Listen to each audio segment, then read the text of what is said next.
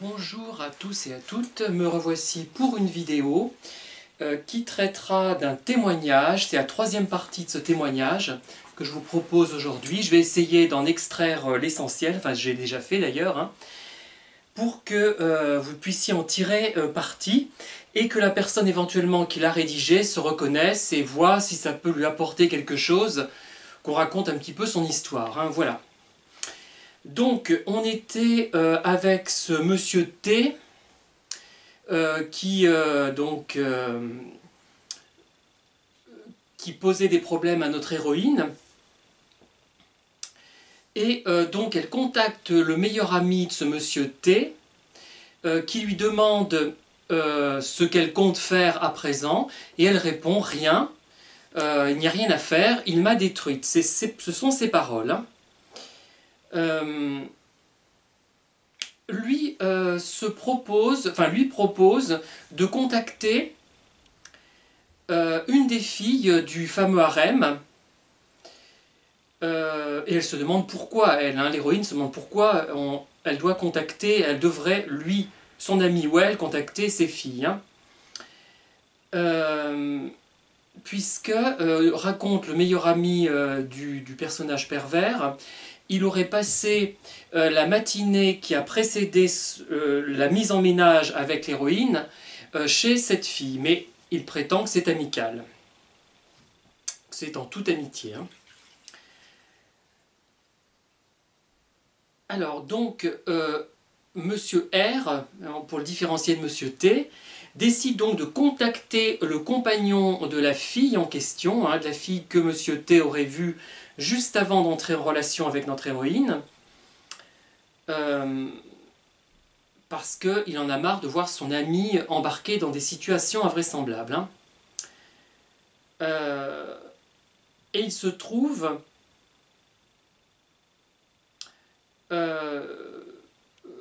alors voyons, que je me perde pas.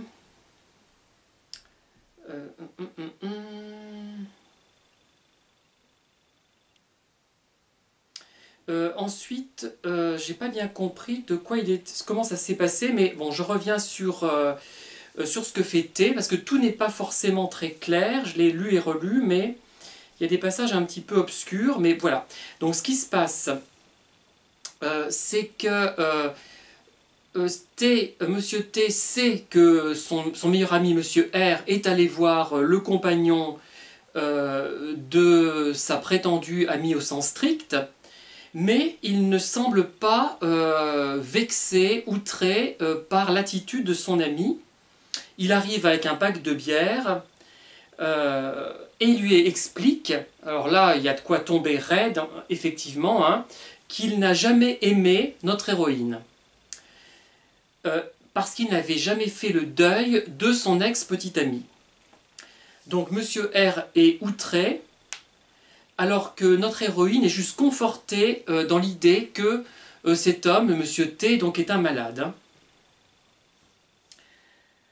Un jour plus tard, notre héroïne demande un arrêt de travail à son médecin, donc elle l'obtient.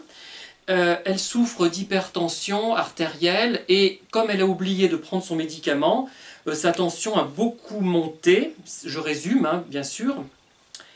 Et ensuite, elle est partie voir de la famille, elle est restée 2 semaines auprès de ses proches. Elle ne mangeait plus, ne dormait plus. Ils se sont beaucoup occupés d'elle, mais étaient dans l'incompréhension totale, puisqu'ils avaient trouvé que Monsieur T était gentil, serviable, agréable. Elle a eu ensuite, notre héroïne, une discussion avec une amie, puis avec sa mère, et c'est là que le terme de pervers narcissique est venu. Alors, elle ne voulait pas adhérer à ce concept parce qu'elle voyait, si je résume à outrance peut-être, pour elle c'était un peu de la psychologie à 2 balles. Pour moi aussi au départ, je vous dis franchement, je n'avais jamais appris ça et déjà il y avait une méthode d'approche qui n'était pas contextuelle, qui tenait compte uniquement de la personnalité, plus que du contexte, alors qu'il faut tenir compte des deux. Alors, à ce moment-là, après cette prise de conscience, elle fait beaucoup de cauchemars. Il y a une cousine qui demande qu'elle vienne la voir. Elle pleure au téléphone, cette cousine, parce qu'elle est toujours en difficulté avec sa mère.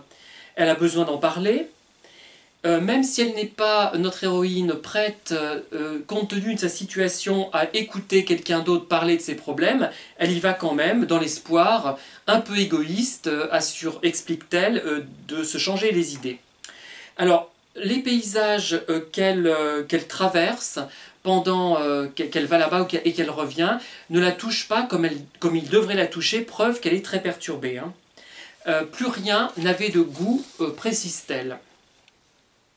Alors ensuite, quand elle revient dans son appartement, elle parle pas tellement de ce qui s'est passé avec cette amie. Hein. Quand elle revient dans son appartement, où elle a vécu avec cet homme manipulateur, donc, elle frotte tout à l'eau de Javel, et elle est toujours effrayée. Elle ressent un effroi qu'elle ne qualifie pas exactement, mais enfin, qui semble très important. Le soir même, elle reprend son travail. Elle prend la route en voiture et elle aperçoit son manipulateur dans une voiture, pas très loin, les phares éteints. Alors ça la panique et ça la met en colère. Elle arrive paniquée, en colère sur son lieu de travail. Elle essaie de pas trop le montrer. Ses collègues lui demandent pourquoi elle s'est absentée, qu'est-ce qui s'est passé. Et les collègues savent à cause, j'ai failli dire grâce, par le biais, à cause, oui, on va dire, des réseaux sociaux, qu'elle a rompu avec son ami. Alors 2 semaines plus tard, la situation se reproduit puisqu'elle croise à nouveau son pervers dans sa voiture, tout phare éteint, et il se reproduit la même chose 3 jours plus tard. Voilà. Donc là, elle continue. L'expression pervers narcissique a été jetée à un moment donné, a été énoncée, mais elle décide à ce moment-là de se renseigner pour savoir ce que c'est plus exactement.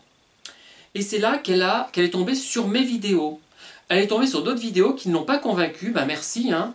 Il y en a quand même beaucoup de convaincantes, mais vous avez dû tomber sur des mauvaises. Hein. Elle a été intéressée par les thèmes précis que j'ai abordés, ma façon d'exprimer, d'exposer mon expérience sur mon vécu ou via des œuvres littéraires. Ça l'a intéressée. Elle me dit, c'est très gentil, hein, je cite, hein, allez, au diable la modestie, c'est comme si vous aviez réussi à faire entrevoir à un aveugle ce qu'est une couleur, les différentes nuances.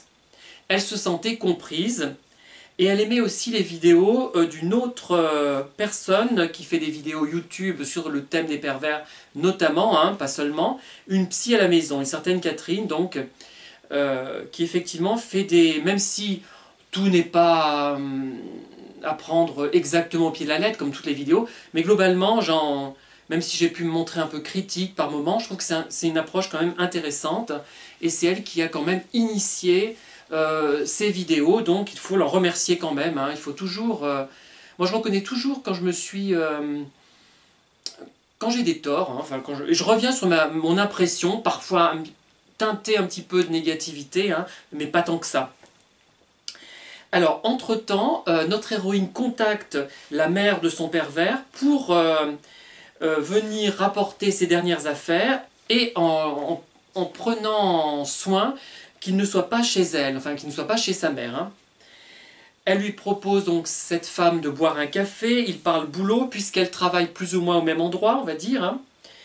Alors, elle lui explique la mère donc, de Monsieur T lui explique que son fils lui a dit qu'elle était jalouse de ses collègues, qu'il l'aimait toujours, mais qu'elle était allée trop loin dans son délire. Vous voyez d'ailleurs, à son ami Monsieur R, il raconte qu'il ne l'aime plus, et à la mère, il raconte qu'il l'aime. Donc il y a une contradiction flagrante. J'ai envie de dire, avant d'aller plus loin, que cet homme paraît finalement plus détraqué que pervers. Enfin, il est pervers aussi, mais ce qui frappe vraiment, c'est son côté détraqué avant tout. Et ça, c'est rédhibitoire. Un limite qu'il soit pervers ou pas pervers, quelqu'un d'aussi perturbé, on ne peut pas construire quoi que ce soit. C'est pas une dépression, un problème passager, là, c'est vraiment grave. Hein. Et d'ailleurs, je trouve étrange qu'il vive encore toujours chez sa mère, apparemment, hein, ou si j'ai bien compris, du moins. Bon, c'est peut-être normal de nos jours, hein, je ne sais pas. même s'il est jeune, hein, il a 25 ans. Alors, voilà, elle a le sentiment, notre héroïne, et la presque certitude que la mère, elle prend subtilement, mais clairement parti pour son fils. Alors que le lendemain de la première grande crise, hein, elle conseillait à notre héroïne d'appeler la police, et elle est rentrée, donc notre héroïne, chez elle, très en colère. Hein.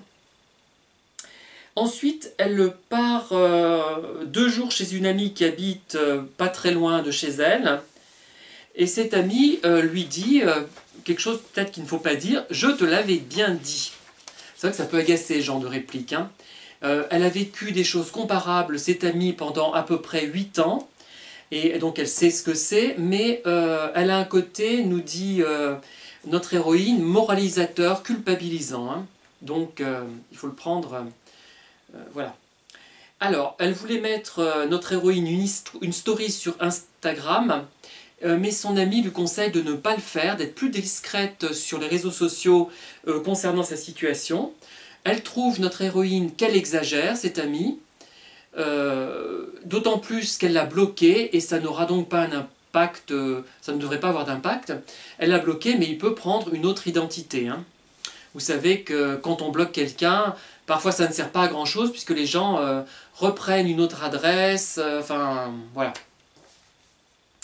Elle rentre chez elle et là, grosse surprise, elle se rend compte que quelqu'un a tenté de faire sauter sa poignée d'entrée. Il y a de grosses rayures très apparentes avec la partie socle de la poignée qui est tordue, la poignée est tordue.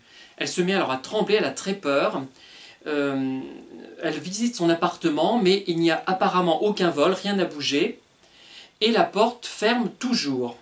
Donc elle boit un verre d'eau, elle est très stressée, elle appelle une amie 2 heures plus tard, et celle-ci lui conseille d'aller porter plainte,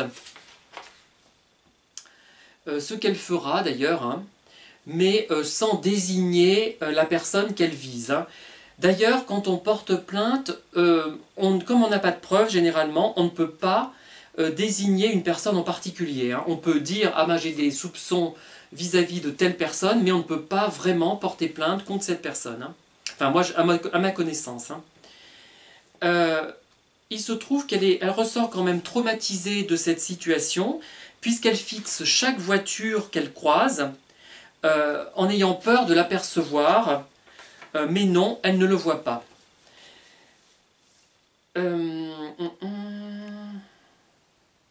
Alors, elle se décide, elle préfère donc finalement ignorer son ex-copain pervers, comme on le lui conseille sur les réseaux, et c'est vrai que c'est une bonne solution, généralement, hein, moi je trouve.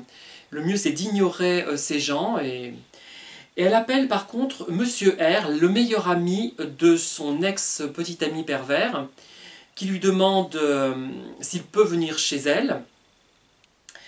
Elle lui demande pardon s'il peut venir chez elle, mais il est réticent et il ne vient chez elle que longtemps après. Alors elle lui montre la poignée et il semble sous le choc et il dit c'est sûr que c'est Monsieur T. Alors là, par contre, moi j'en sais rien, on peut le supposer effectivement, mais ça peut être tout à fait une coïncidence, hein. Il faut se méfier quand même de ce genre de choses. Hein. Alors, il propose de prendre en photo la poignée tordue et la serrure abîmée et de diffuser cette photo sur les réseaux pour voir les réactions du personnage. Elle le supplie de ne pas faire ça. Il a invité Monsieur T quelque temps après, une semaine plus tard, pour jouer à la console. Donc là, on n'a pas tellement de choses. Oui, c'est tout. Et, alors, on apprend quand même une chose de cette entrevue, c'est qu'on apprend que Monsieur T, donc le pervers supposé, a regretté, enfin, a été consterné parce que notre héroïne ne l'a pas supplié de rester finalement, et qu'elle ne lui a pas envoyé de message pour qu'il revienne. Voilà. il pense qu'elle doit, entre guillemets, se taper quelqu'un d'autre. Alors là, ça ne fait pas bien partie de mon vocabulaire, mais bon. Voilà. Donc, il y a plein de contradictions chez ce personnage, mais c'est même pas la peine de le souligner, vous le voyez vous-même. Hein. Alors, Monsieur T a recontacté son ex, ils se sont revus, et notre héroïne dit, elle explique ça, est-ce qu'elle le pense vraiment, jusqu'à quel point j'en sais rien. Elle dit qu'elle souhaite qu'elle soit assez bête pour retomber dans ses griffes et qu'il trouve le nouveau matière à faire et à m'oublier. Donc c'est plutôt une réplique qu'on lance comme ça, qu'on ne pense pas réellement. Hein. Et parfois, avec les pervers, tant qu'on n'a pas profondément compris la nature de ces personnes, on espère qu'ils vont revenir parce qu'on a le secret d'espoir très léger de s'être trompé ou bien de pouvoir quand même améliorer la situation et de trouver une solution. Mais ça veut dire que si on pense pouvoir améliorer la situation, c'est-à-dire qu'on n'a pas compris en profondeur ce qu'est un pervers. Voilà. Par contre, se tromper, alors là le doute, alors là moi je serais un peu dans ce cas de figure, tant que je ne suis pas sûr, voilà, tant que je ne suis pas sûr, je ne peux pas je peux pas me détacher. Si j'y arrive, mais pas complètement. Voilà. Donc elle a fini, notre héroïne, par appeler la police pour signaler qu'on avait tenté d'entrer chez elle par effraction, pardon. Elle lui a raconté au policier les grandes lignes, en expliquant qu'elle comment dire, souhaite porter plainte contre X, et même si elle avait eu la possibilité de désigner cette personne, de porter plainte contre cette personne, contre Monsieur T, elle ne l'aurait pas fait, car ce serait entrer en guerre, c'est ce que souhaite finalement le pervers, qui aime cet aspect conflictuel. Dans ma dernière vidéo, je m'étonnais de cela, c'est vrai, mais en même temps, c'est quelque chose qui les stimule, hein. Ils ont besoin d'être émoustillés, d'être stimulés, n'ayant pas assez d'intériorité. Mais c'est vrai qu'on pense que c'est tellement une perte de temps qu'on n'arrive pas, même quand on comprend le sujet en profondeur, qu'on n'arrive pas à se faire à l'idée que des gens puissent perdre leur temps à ce point-là. Voilà. Et que ça les amuse. Bon, c'est très puéril comme attitude, hein, de penser que... Enfin, de s'amuser de ce genre de choses. Hein. Et elle pense aussi qu'en ne réagissant pas, qu'en ne l'attaquant pas de front, elle va le déstabiliser. Voilà, je vais en rester là pour aujourd'hui. Je ferai encore au moins 2 vidéos, voire peut-être 3, sur cette thématique. N'hésitez pas à liker, à disliker, pour ceux qui sont un peu, qui souffrent un peu de constipation, j'ai envie de dire. Parce que parfois, il y a des vidéos, il ne faudrait ni dire ni oui ni non, ni positif ni négatif la plupart des vidéos, enfin j'exagère. C'est comme les avis de 1 à 5 sur Amazon. Le 1 et le 5 devraient être donnés, mais très rarement. En général, ça devrait être 2, 3, 4. Mais il y a des gens qui mettent soit 1, soit 5. Voilà. C'est tranché, c'est pas nuancé, c'est comme ça. Mais bon. Voilà, je vous dis à très bientôt pour de nouvelles vidéos. Et je vous souhaite une excellente soirée. Merci de m'avoir écouté.